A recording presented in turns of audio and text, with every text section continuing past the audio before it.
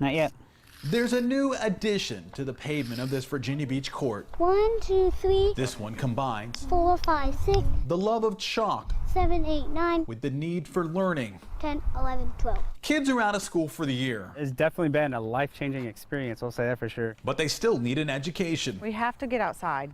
Otherwise, we all kind of feel a little cramped and cooped up. 7-year-old twins, Oliver I had a 1 right here.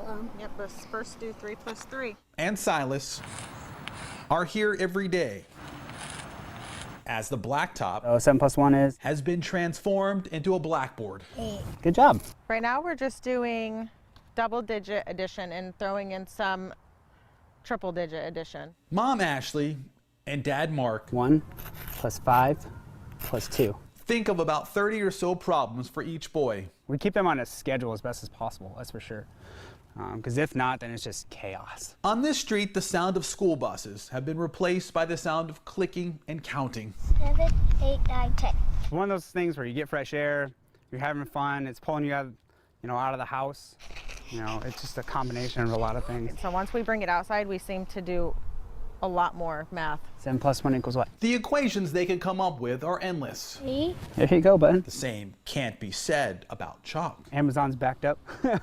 Can't order it. But until then, the Pearsons continue to count their blessings. We're getting by, for sure. As much as we have hard times with other things, we're finding ways to get through it. All right, man. Letters are the foundation to learning. And that foundation To be truly missed. began and ended with 5th grade teacher Kim Doherty. Teaching was her all. It's what she did. Doherty spent 19 years as a teacher in Perquimans County, the last few at Hertford Grammar. She put a lot of effort into teaching, but teaching wasn't the only passion. Those kids were her passion. We joked every single day. Thursday, on the way back into school after a fire drill, the 45-year-old Doherty collapsed. I was right beside her. I was holding her hand. Principal John Lassiter said a prayer. It'd be his last words to her. It's something I'll never forget, but there's nowhere that I would have rather been. Friday, the playground is quiet. There are no little voices in the hallways. The heartbreak closed schools when the beloved teacher passed away. It trickled into every area, from this elementary school to the middle school to the high school. First one here in the morning, last one leaves in the evening. Co-workers say Doherty was the teacher's teacher. Kim never did anything less than 100%. It is not easy to be a teacher, and it's extremely difficult to be the type of teacher that Kim is. And it's just a great loss for us. Nothing spelled out pain like the loss of Kim Doherty. The thought of no longer seeing her in the classroom, almost unbearable. The kids knew that everything that she said came from a place of love. They would run through a wall for her. She will not be forgotten. Her legacy lives on in this school. If you do what you love, you'll never work a day in your life. Kim lived it. The view from Victor Hill's Newport News porch is simply breathtaking. You see amazing things out in that water. Unfortunately, though, Hill hasn't been able to go further than the porch the last couple days. Oh yeah, I am trapped. Hill, who suffered a stroke Christmas Eve 2009, had his motorized wheelchair stolen from his front yard over the weekend. Easy to lose faith, but he hasn't. I'm gonna be all right.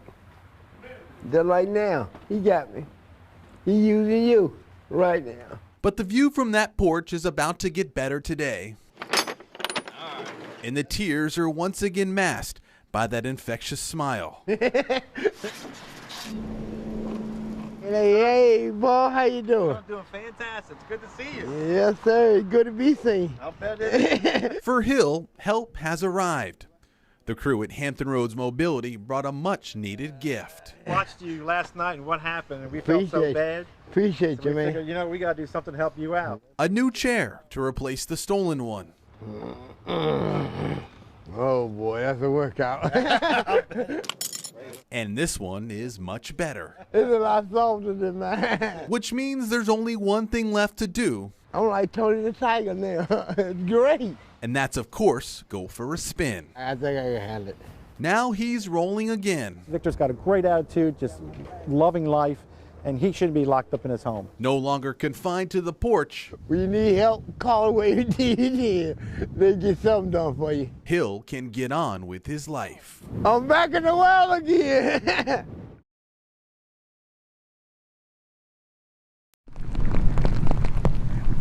Well, you kind of sit there and wonder, is it going to stop? Gloucester residents have seen this act before, though it's something that they never get used to. Water, all water. No grass, no dirt, water. With high tide, the Jenkins home on Mondays Creek Road in Guinea became part of the creek itself Wednesday morning. Within 20 minutes time, the whole yard was covered. It came within inches of flooding the house. But that yellow wire's running across there, that's how high the tide was. Aldine Jenkins lived here all her life. 82 years. Been a long time. She's seen plenty of storms. I'm seeing my share of storms here, I sure is. This one not nearly as bad as the others. A blessing, because it's not easy to tear out everything and put it back. By no means. I've been there, done that 3 times, and I don't want to have to do it again.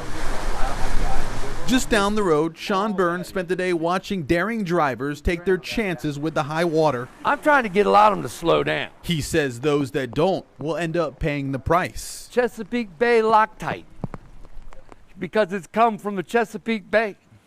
And if it gets into your car, it's going to lock it up tight. As the water goes down for now, he, like everyone else, wonders what will the next high tide bring. Yes, sir. Yes, sir. The next one is the one that's going to be the maximum. Only time will tell, but until then, residents just make the best out of a miserable situation. I said we had oceanfront property.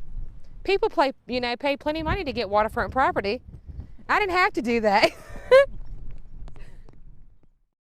Wednesday, the 15th of May, 1957. When Stormy and Jim Wright chose this Chesapeake home.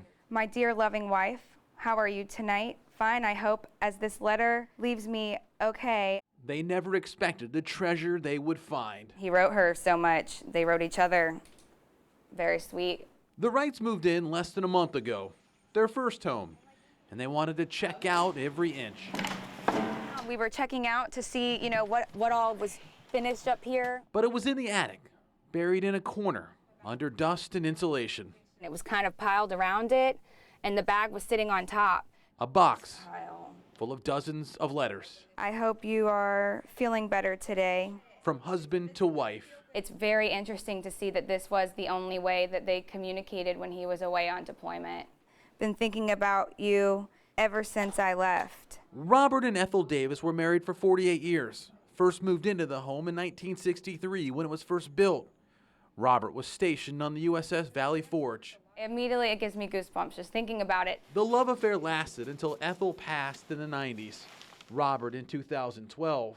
I would have never in a million years tossed these letters. Stormy jumped on her phone and through websites was able to track down the Davis's family.